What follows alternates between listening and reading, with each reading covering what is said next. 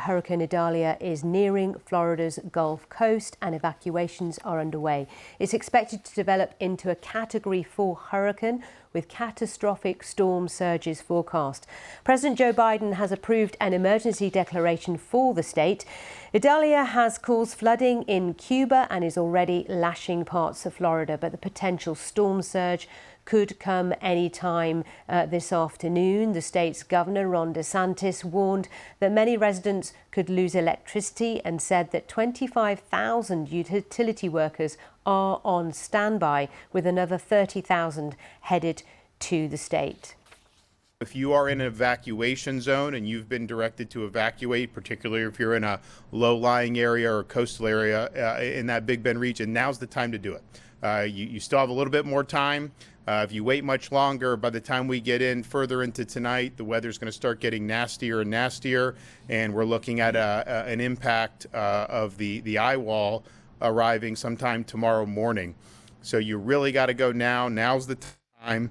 If you don't, if you stay hunkered down tonight, it's going to be too nasty tomorrow morning to be able to do it. So this hurricane is set to reach Category 4. Our news reporter Azadeh Mishiri explains the meaning of this scale. We often talk about categories of hurricanes, but what do they actually mean?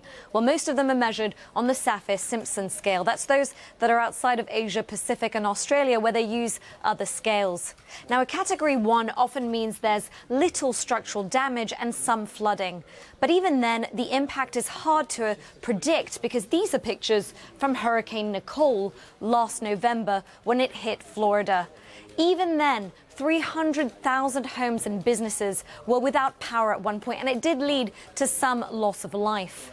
Next is Category 2, and that's what the National Weather Service warns can cause severe damage. Now, in this instance, there can be many shallowly rooted trees that will be snapped or uprooted. Those in turn will lead to roads that will be blocked. There could be major roof damage, and there could be power loss that lasts days, if not weeks.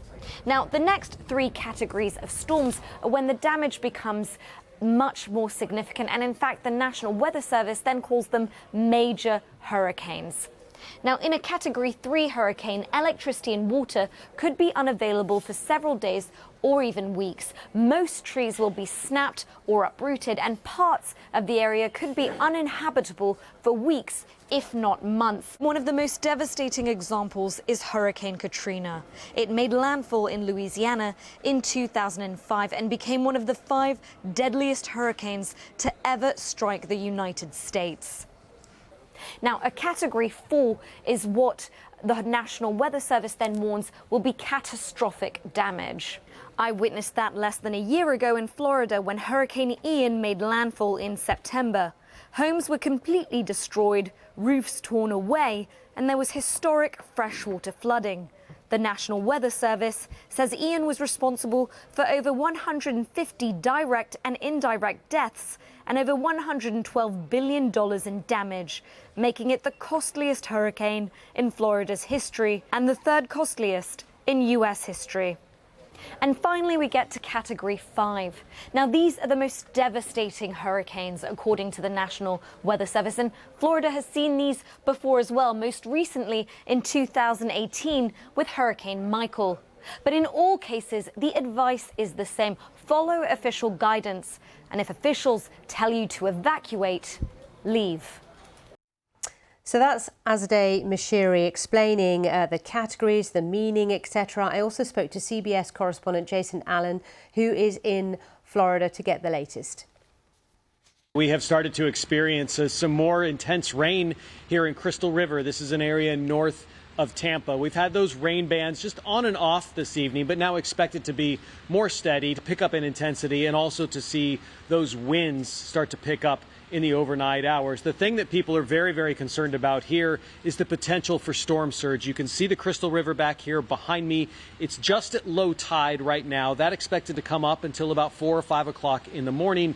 But then the intense storm surge with the winds from this storm potentially bringing another 7 to 11 feet of water up into this area. And whereabouts in the Florida region is there most concern? Well, it is these areas that are right along the coast, and that's the potential for the storm surge. As we go further to the north, where the area where the storm is set to probably make landfall in the early morning hours, it's extremely rural, but it's also an area that has not been tested by a hurricane or hit directly in more than 100 years. There aren't many populated cities there, but again, the spots that are there, the people in the rural areas and the smaller towns, they have buildings that have not experienced flooding like this, experienced wind like this. There's expected to be a lot of tree damage and a lot of power lines down from these extremely strong winds from this storm. And what is the latest on evacuations and what officials are advising right now? This is an evacuation zone that we're in, only 4 feet of elevation, with the water, as I was saying, expected to come up in some places, maybe 7 to 11 feet. Officials were hoping, and that they think that people did take this storm seriously because of Hurricane Ian last year and seeing what it did. There were a lot of people today who were headed to higher elevation. They were towing their boats out. They were towing trailers out. They were picking their items up off the ground, expecting flooding. But as the storm gets closer, the time for evacuation is over. Even those public safety officials will not be able to go out to rescue or help people once we get to the tropical storm strength winds that are expected here in the overnight hours.